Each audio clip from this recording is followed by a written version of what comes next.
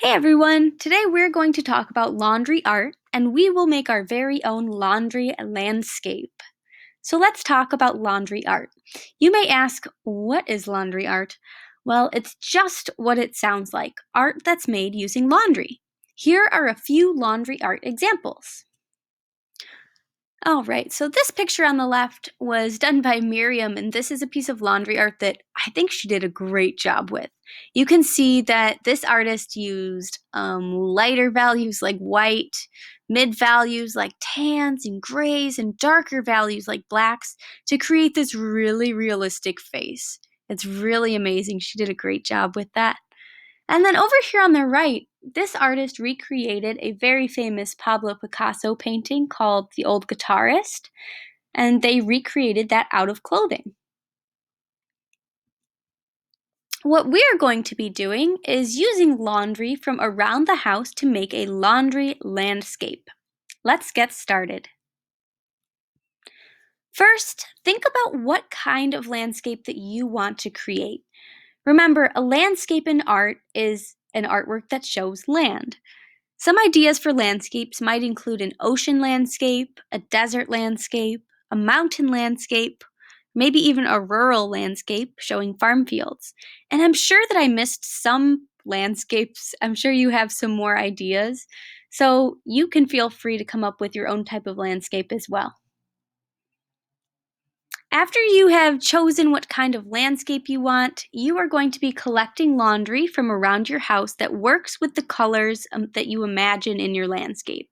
So when I think of the desert, which is the landscape that I chose, I think of the colors tan and red and green and blue. So I chose all of those different colors of clothing for my landscape. So I just gathered them up. I have them in a pile here. And side note, please make sure your laundry that you gather is clean. Nobody wants to use dirty, stinky laundry. All right, so once you've gathered all of your laundry, it's time to begin building your landscape. You can see here that I just laid out this blue shirt, and I laid it out so that it was long, kind of this way. And I thought this would be a great start to my sky. Next, I thought adding more values to my sky would make it a lot more interesting.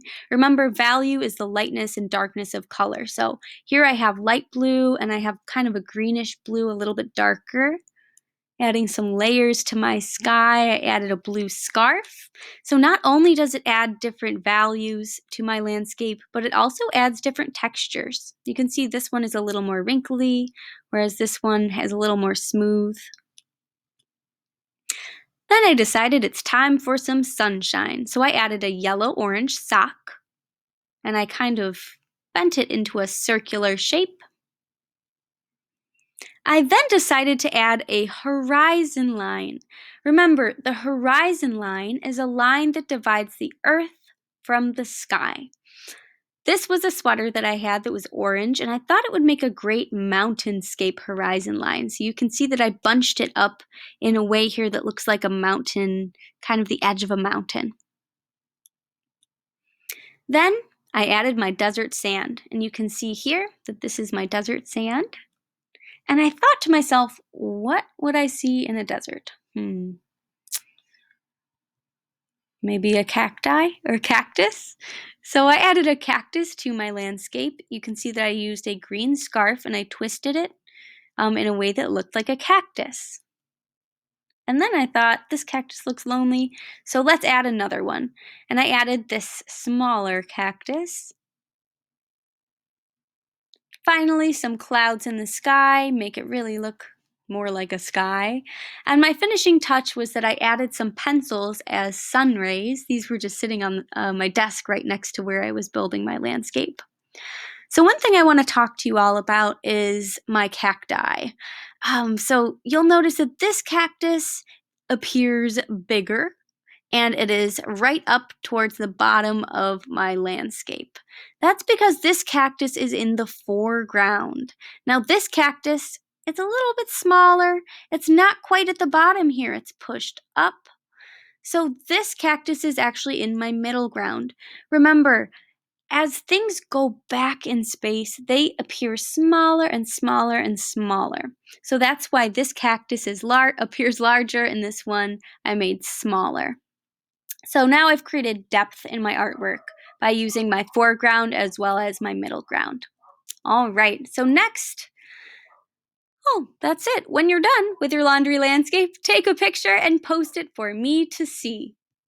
Have fun!